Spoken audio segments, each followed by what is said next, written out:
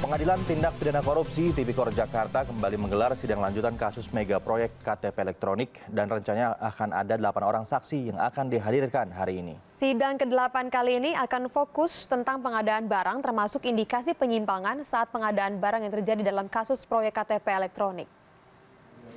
Sidang kasus korupsi KTP elektronik hari ini dijadwalkan akan berlangsung pukul 9 waktu Indonesia Barat. Akan hadir sejumlah pejabat dari instansi yang masih berhubungan dengan pengadaan barang proyek KTP elektronik. Antara lain dari Kementerian Keuangan, Badan Pengkajian dan Penerapan Teknologi atau BPPT, Kementerian Dalam Negeri, dan 3 saksi dari pihak swasta. KPK baru menetapkan 4 tersangka dalam kasus KTP elektronik yakni Andi Narogong, Irman Sugiharto, dan juga Miriam S. Haryani. Barang bukti nomor 369. Dan sudah ada koresponden CNN Indonesia, Victor Pangaribuan di Pengadilan Tipikor Jakarta. Ya, good morning Victor. Jadi sejauh ini siapa saja saksi yang akan terlibat dalam persidangan hari ini? Good morning, Daniar dan Prabu, betul sekali hari ini Pengadilan Tindak Pidana Korupsi atau Tipikor Jakarta Pusat akan menggelar sidang lanjutan kasus dugaan mega korupsi proyek KTP berbasis elektronik. Begitu, ini adalah sidang ke-8 dan sejauh ini Daniar, Prabu, sudah ada 34 saksi yang sudah dihadirkan dalam persidangan dari 133 saksi yang rencananya akan dihadirkan dalam persidangan oleh jaksa penuntut KPK. Dan hari ini ada 8 saksi yang akan didengarkan kesaksiannya dalam persidangan, begitu, dengan agenda khusus atau fokus untuk membahas pengadaan KTP berbasis elektronik ini. Saya bisa sebutkan satu persatu, ada 8 saksi yang akan menjadi saksi dalam persidangan kali ini. Di antaranya adalah Sambas Mulyana, ini adalah Direktur Anggaran 3 Ditjen Keuangan atau Ditjen Anggaran Kementerian Keuangan. Kemudian juga ada Medi Layowari sebagai Asisten Chief Engineer dari Badan Pengkajian dan Penerapan Teknologi atau BPPT yang akan bersaksi atas terdakwa Sugiharto. Kemudian yang ketiga adalah saksi atas nama Setia Budi Arianta. Ini adalah Direktur Penanganan dan Permasalahan Hukum Lembaga Lembaga Kebijakan Pengadaan Barang dan Jasa Pemerintah atau LKPP yang juga sekaligus menjadi Ketua Tim Pendamping Proyek KTP berbasis elektronik. Yang keempat adalah FX Garmaya Sabarling. Ini sebagai Direktur Jenderal Dukcapil Kementerian Dalam Negeri yang juga akan bersaksi atas terdakwa Sugiharto. Kemudian ada 3 pihak swasta yang akan dihadirkan, Daniar dan Prabu. Di antaranya adalah Wirawan Tanzil selaku Direktur atau Presiden Direktur dari PT Afidis Krestek Interindo. Kemudian juga ada Berman Jandri S. Hutasoit. Ini sebagai Manajer Pengembangan Bisnis PT Hewlett Packard Indonesia atau HP.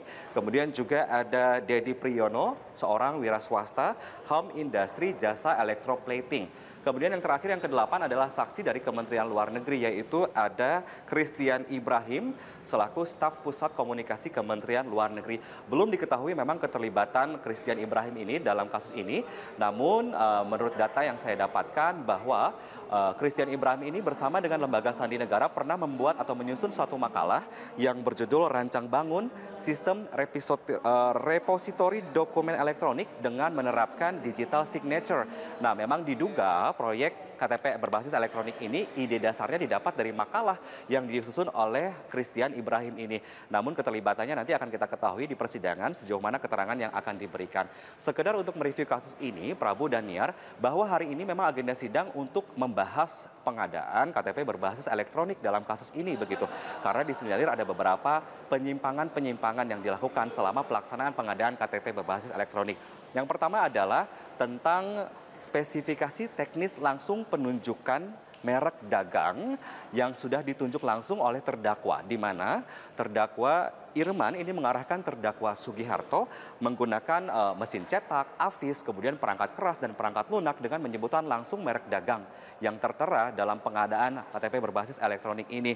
Dan perangkat keras ini disebutkan bahwa ini produk yang digunakan adalah dari Hewlett Packard atau HP yang nantinya yang ditawarkan oleh Berman Jandri Hutasoit yang akan bersaksi hari ini, begitu. Kemudian penyimpangan yang kedua ini diduga memang terjadi markup harga perkiraan sendiri, di mana ada penggelembungan harga yang lebih mahal daripada harga aslinya, begitu. Nah, memang konfigurasi penetapan harga ini dilakukan sebagai acuan kerja Dan Sugiharto ini sebagai terdakwa menetapkan bahwa harga belangko KTP elektronik per kepingnya Rp18.000 begitu.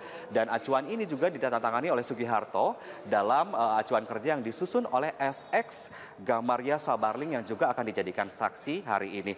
Kemudian ada konsorsium PNRI yang tidak memenuhi kontrak. Seperti kita ketahui Daniar Prabu bahwa konsorsium percetakan negara Republik Indonesia ini terdiri dari beberapa perusahaan, diantaranya ada Perum PNRI, kemudian juga ada PT Sukovindo, ada PT Sandivala Artapura, kemudian juga ada PT Len Industri dan PT Kuarda Solution yang beberapa orang diantaranya sudah diperiksa dalam persidangan sebelumnya.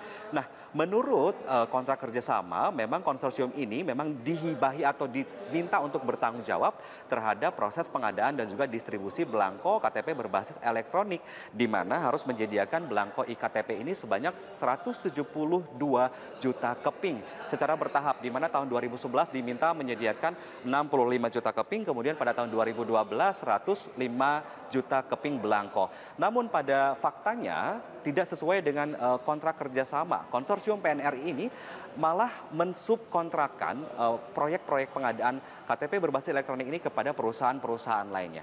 Yang ketiga adalah, yang berikutnya adalah konsorsium ini tidak memenuhi target, di mana pada tahun 2013 saja konsorsium PNRI hanya mampu menyediakan 122 juta keping belangko. Dan ini terjadi kekurangan 50 juta keping target yang dicapai pada tahun 2012. Yang terakhir adalah harga iktp yang membengkak. Bahkan jaksa mencatat bahwa kisaran harga yang dibayarkan kepada konsorsium ini mencapai 4,5 triliun rupiah. Padahal harga wajar atau harga realnya hanya 2,5 triliun rupiah. Inilah yang menjadi dasar di mana proyek ini memang mengalami kerugian negara atau negara dirugikan senilai sekitar 2, triliun rupiah. Begitu Daniar dan Prabu. Baik, terima kasih Victor Pangaribuan. Kami nantikan ya laporan Anda soal sidang KTP elektronik yang nanti akan mulai pukul 9 waktu Indonesia Barat. Dan untuk Anda pemirsa juga bisa menyaksikan ya bagaimana jalannya sidang KTP elektronik, siapa saja yang nanti benar hadir di CNN Indonesia.